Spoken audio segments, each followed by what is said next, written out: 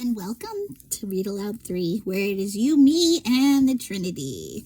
And I am obviously excited that you're here to read aloud with me, or to listen if you would like. You can always read aloud along with me, which I think would be really cool. The more senses that are involved in something, the more I think there have been studies that show you get from it. So that is one thing that attests to why I like to read aloud, or why I think that it helps me, and I enjoy it. And so let's go for finishing chapter 13 of 2 Chronicles, where I abruptly was interrupted. My video stopped and I was halfway through the chapter. So I remembered that we got to verse 11. So this is the subtitle for the chapter, Abijah's war with Jeroboam. Okay, verse 11.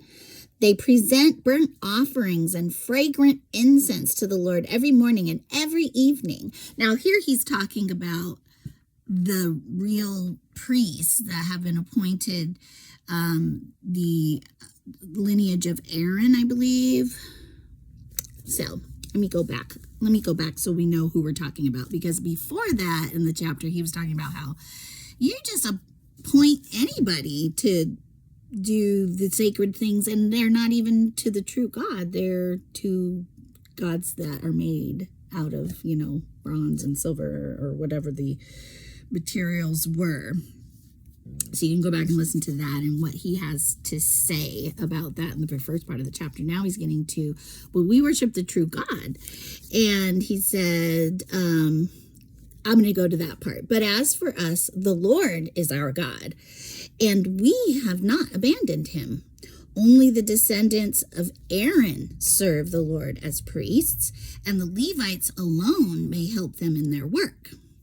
They present burnt offerings and fragrant incense to the Lord every morning and evening. They place the bread of the presence on the holy table, and they light the gold lampstand every evening.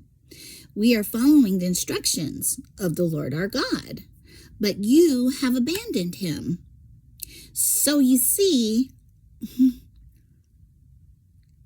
I just like how they were breaking it down for these people who are fighting them, actually. So he says, so you see, God is with us. He is our leader. His priests blow their trumpets and lead us into battle against you. O people of Israel, do not fight against the Lord. For your own good, do not fight against the Lord who is on our side. Or we're on his. O people of Israel, do not fight against the Lord, the God of your ancestors, for you will not succeed. And there's a reference there to Numbers 10, 8 through 9. Do you want to read it together? Let's do it. Okay. Numbers 10, 8 through 9 says,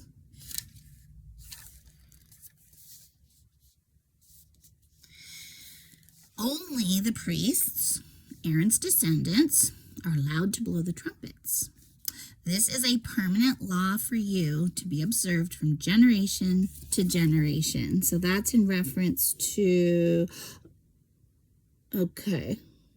Oh, because he says his priests blow their trumpets and lead us into battle against you. O people of Israel, do not fight against the Lord, the God of your ancestors, for you will not succeed. Okay, and then verse 9 also, it's referencing, says, when you arrive in your own land and go to war against your enemies who attack you, sound the alarm with the trumpets. Then the Lord your God will remember you and rescue you from your enemies. Yeah, I love it. They're doing exactly what God asked them to do. And they're telling the enemies, listen,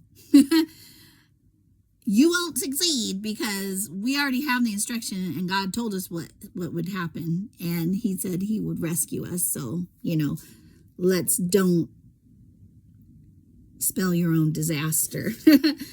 Okay, so verse 13. Meanwhile, Jeroboam had secretly sent part of his army around behind the men of Judah to ambush them. When Judah realized that they were being attacked from the front and the rear, they cried out to the Lord for help. Then the priests blew the trumpets, and the men of Judah began to shout.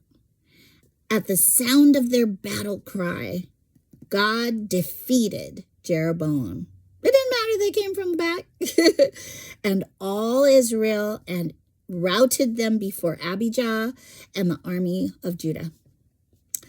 The Israelite army fled from Judah, and God handed them over to Judah in defeat. Abijah and his army inflicted heavy losses on them. 500,000 of Israel's select troops were killed that day.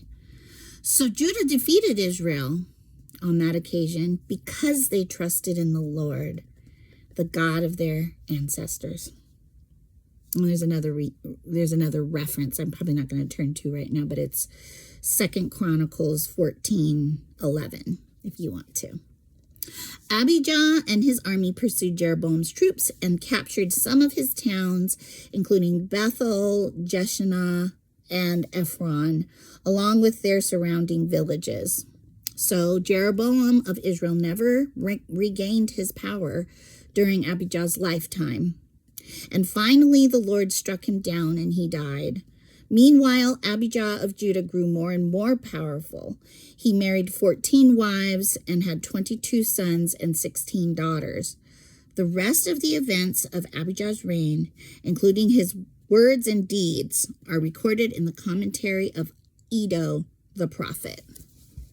Okay, and then there's a reference right after that, too, that says 1 Kings 15:6-8 is a record of that.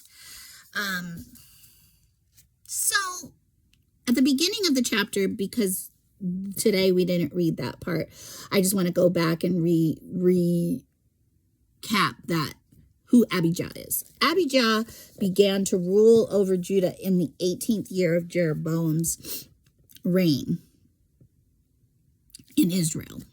Okay, he reigned in Jerusalem 3 years. His mother was Maacah, the daughter of Uriel from Gibeah. And it says, then war broke out between Abijah and Jeroboam. Now remember, Abijah is the ruling over Judah.